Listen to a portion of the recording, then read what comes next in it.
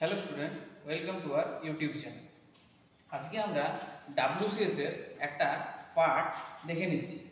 Elasticity বলে আমাদের একটা চ্যাপ্টার আছে, ঠিক আছে। এই ইলাস্টিসিটি জিনিসটা কি, এর বাংলা নাম হচ্ছে স্থিতিস্থাপকতা। স্থিতিস্থাপকতা এটা কি জিনিস, এর আরও ভিতরে অনেক কিছু জিনিস আছে, স্ট্রেস, স্ট্রেন, হুক ল, এগুলো আমরা জানছি। তো ইলাস্টিসিটি দেখো, প্রথমে ডেফিনেশনটা জেনে নিই। Elasticity is the ability to a body to resist a disturbing influence and to return to its original size and shape when that influence is removed. ধরো একটা কোনো বস্তু যার উপরে আমি কোনো একটা বল প্রয়োগ করলাম, ধরো এটা একটা বস্তু, এর উপরে আমি বল প্রয়োগ করলাম। এর উপরে আমি কিরকম বল প্রয়োগ করতে পারি না, আমি এটা দু প্রান্ত ধরে টানতে পারি, যেটাকে আমার টেনসিয়াল ফোর্স বলে। একে আমি উপরে আর নিচ দুদিক দিয়ে প্রেসার দিয়ে পরে এটাকে একটা ফোর্স দিতে পারি, ঠিক আছে।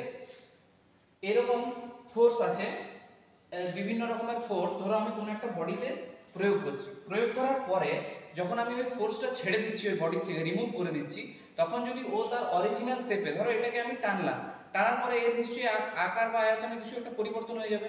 এই আকার বা আয়তনটা পরিবর্তন হয়ে যাওয়ার পর যখন আমি ফোর্সটা রিমুভ করে দেবো, তখন ও যদি আবার ঠিক এর অরিজিনাল মানে আগের শেপটা, এখন যে শেপটা আছে সেই শেপে যদি চলে আসে, তাহলে এর মধ্যে যে ধর্মটার জন্য এই শেপ পরিবর্তনটা হলো, আবার সে আগের শেপে চলে এলো, এই ধর্মটাকে বলা হচ্ছে যে ইলাস্টিসিটি বা স্থিতিস্থাপকতা ধর্ম।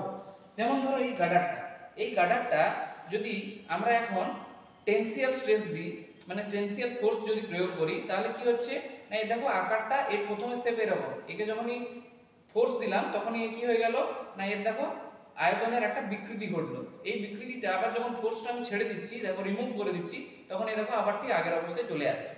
এই জিনিসটাকে বলা হচ্ছে কি ইলাস্টিসিটি, ঠিক আছে। এখানে একটা ইলাস্টিসিটি লিমিট বলে একটা জিনিস আছে। ইলাস্টিসিটি লিমিট মানে কি না, ধরো যে ফোর্সটা প্রয়োগ করা পর্যন্ত, যে ফোর্সটা আমি এখানে প্রয়োগ করলাম আবার সেই ফোর্সটা রিমুভ করে দিলাম, একটা নিশ্চয়ই লিমিট আছে, সেই লিমিট অবধি এ কি করতে পারে না, ওই ফোর্সটা অবধি এর কোনো আকারের পরিবর্তন হবে না, ঠিক আছে। ওই ফোর্সটার বেশি ফোর্স যদি প্রয়োগ করে দিই, তাহলে তখন এর যে আকারের বিকৃতিটা ঘটলো, সেই বিকৃতিটা ঘটার জন্য ফোর্সটা রিমুভ করে দিলে ও কিন্তু আর আগের অবস্থায় ফিরে আসবে না। যে লিমিট বা যে ফোর্সটার জন্য এর আমার আকারের পরিবর্তন হয়ে গেল, দিয়ে আর পুনরায় নিজের আকারে ফিরে আসতে পারছে না, সেই ফোর্সটাকে, সেটাকে বলা হচ্ছে কি ইলাস্টিসিটি লিমিট। এখানে এরপরে আমাদের দুটো জিনিস আছে, একটা হচ্ছে স্ট্রেস, একটা হচ্ছে স্ট্রেন, একটা হচ্ছে পীড়ন, একটাকে বলছে বিকৃতি। স্ট্রেস জিনিসটা কি দেখো দেখে নিচ্ছি না, স্ট্রেসকে আমরা নরমালি এই সাই সিম্বল দিয়ে প্রকাশ করছি। এর ম্যাথমেটিক্যাল এক্সপ্রেশন হচ্ছে যে force acting on the body by cross sectional area of the body. এই স্ট্রেসটা হচ্ছে একটা অনুপাত, একটা রেশিও, দুটো জিনিসের একটা রেশিও।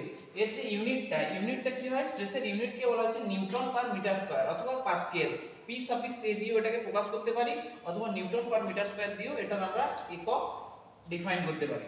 একে কি বলছে দেখো, স্ট্রেসের ডেফিনেশনটা বলছে যে the ratio of internal resistance per unit cross sectional area of the body is called stress. এই আমার একটা বস্তু আছে, এই বস্তুটার এর একটা ক্রস সেকশনাল এরিয়া আছে। এই ক্রস সেকশনাল এরিয়াটা আমি প্রথমে বার করে নিলাম, যেটাকে আমি ধরলাম এ। এবার এর উপরে আমি একটা ফোর্স প্রয়োগ করছি, বল প্রয়োগ করছি, সেই বলটা আমি ধরলাম এফ। এবার যখন এই এফটা প্রয়োগ করছি, এফটা প্রয়োগ করার জন্য কি হচ্ছে না, এর ক্রস সেকশনাল এরিয়ার আমার কিছু একটা পরিবর্তন হচ্ছে। তো কতটা ক্রস সেকশনাল এরিয়া পরিবর্তন হচ্ছে সেই চেঞ্জটা, আর এর উপরে কতটা আমি বল ফোর্স অ্যাক্টিং করেছি, মানে কতটা বল প্রয়োগ করেছি, সেই দুটোকে যদি অনুপাত করি, তাহলে যে মানটা বেরোয় সেটাকে বলা হচ্ছে যে স্ট্রেস। আর স্ট্রেসের ইউনিট আমরা কিভাবে প্রকাশ করি বললাম, নিউটন পার মিটার স্কয়ার দিয়ে, অথবা এটাকে পাস্কেলেও আমরা প্রকাশ করে থাকি। এরপরে আমরা যে স্ট্রেন আর স্ট্রেস যেটা বলছিলাম সেটা জেনে নিচ্ছি। স্ট্রেসটা আমরা আগেই জেনেছি, স্ট্রেনটা দেখো, স্ট্রেন হচ্ছে যে স্ট্রেসও যেরকম অনুপাত ছিল, রেশিও ছিল, স্ট্রেনও রেশিও। কি কি না, change in dimension by original dimension, মানে এর উপরে যে ফোর্স প্রয়োগ করার পরে এর যে ডাইমেনশনের চেঞ্জ হলো, মানে এর লেন্থ, এর দৈর্ঘ্য বা প্রস্থর যে আকারের যে পরিবর্তনটা হলো, দৈর্ঘ্যটা বাড়লো বা কমলো, হ্যাঁ, সেটা change in dimension by original dimension, মানে ফোর্স প্রয়োগ করার আগে এর যেটা অরিজিনাল ডাইমেনশন ছিল, অরিজিনাল যে লেন্থটা ছিল বা প্রস্থটা ছিল, সেই দুটোর অনুপাতটা কে আমরা বলছি কি স্ট্রেন। তো স্ট্রেনের কোনো ইউনিট হয় না, স্ট্রেনের কোনো ইউনিট হয় না, কেননা আমরা জানি যে সমজাতীয় রাশির অনুপাত করলে তার কোনো একক পাওয়া যায় না, তাই এটা হচ্ছে যে একটা ইউনিটলেস রাশি।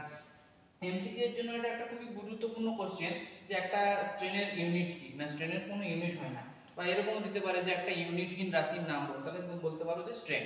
স্ট্রেন কত প্রকার, না স্ট্রেন হচ্ছে যে তিন প্রকারের, টেনসাইল স্ট্রেন, কম্প্রেসিভ স্ট্রেন আর একটা হচ্ছে শিয়ার স্ট্রেন। এই যে যত রকমের স্ট্রেনস আছে তত রকমেরই স্ট্রেসও হয়, শিয়ার স্ট্রেস হয়, কম্প্রেসিভ স্ট্রেস হয় আর টেনসাইল স্ট্রেস হয়। যত রকমের স্ট্রেন আমরা পাবো ঠিক তত রকমের কি আছে, স্ট্রেস আছে। তো দেখো স্ট্রেনের টাইপগুলো কি আর তাদের সংজ্ঞা, তাদের বিস্তারিত বিবরণ এখানে দেওয়া আছে। যে টেনসাইল স্ট্রেসকে আমরা কিভাবে বলতে পারি, না টেনসাইল স্ট্রেন হচ্ছে increasing length by original length, এটাও ratio, increase in length by original length. ধরো প্রথমে এটা তো ছবি এঁকে বুঝিয়েছি যে ধরো প্রথমে এই একটা বস্তু আছে, এর লেন্থ আছে L1, এর দুদিকে টেনসাইল মানে টানা, টেনেছে, তাহলে দুদিকে এর সমপরিমাণ বল দিয়ে টেনেছে, সমপরিমাণ বল দিয়ে টানার পরে এর লেন্থটা চেঞ্জ হয়ে পরে এখন হয়েছে কত, L2। তাহলে টেনসাইল স্ট্রেন পাবো কি করে, না টেনসাইল স্ট্রেনকে আমরা যে সিম্বল দিয়ে প্রকাশ করি সেটাকে বলা হচ্ছে যে কি, না এপসাইলন। এপসাইলন দিয়ে আমরা এটাকে প্রকাশ করি। তো এই এপসাইলন সমান কি হচ্ছে, না L2 L1 L1। যেহেতু ইনক্রিজ হয়েছে, লেন্থটা ইনক্রিজ হয়েছে, L2 হয়েছে। আগে কত ছিল, না আগে ছিল L1, তাহলে আমার কতটা বেড়েছে, না L2 থেকে L1 মাইনাস করলে পাবো L2 L1 করে অরিজিনাল লেন্থ আমার যেহেতু L1 আছে, এই দুটোর রেশিওটা হচ্ছে যে কি, না এই দুটোর রেশিও হচ্ছে যে আমার টেনসাইল স্ট্রেন। এরপরে আমরা কম্প্রেসিভ স্ট্রেন দেখে নিচ্ছি। স্ট্রেন কি বলেছিলাম, না স্ট্রেসের জন্য যে জিনিসটা বডিতে উৎপন্ন হয় সেটাকে স্ট্রেন বলে। স্ট্রেনটা টেনসাইল স্ট্রেন, কম্প্রেসিভ স্ট্রেন, শিয়ার স্ট্রেন এতগুলোতে ভাগ করা যায়। যত প্রকারের স্ট্রেন আছে ঠিক তত প্রকারের স্ট্রেস হয়, শিয়ার স্ট্রেস, কম্প্রেসিভ স্ট্রেস আর টেনসাইল স্ট্রেস। কম্প্রেসিভ স্ট্রেনটা কি, না কম্প্রেসিভ স্ট্রেন একটা অনুপাত, না decrease in length by original length. আমরা টেনসিয়াল স্ট্রেনে কি করছিলাম, না টেনসিয়াল ফোর্স দিচ্ছিলাম, কোনো একটা বডিতে যখন টেনসিয়াল ফোর্স দিয়ে তার যে লেন্থটা বাড়ছিল সেই লেন্থটা কতটা বাড়ছে আর তার অরিজিনাল লেন্থ আগে কতটা ছিল সেটার অনুপাতটা করে দিলে আমরা টেনসাইল স্ট্রেন পেয়ে যাচ্ছিলাম।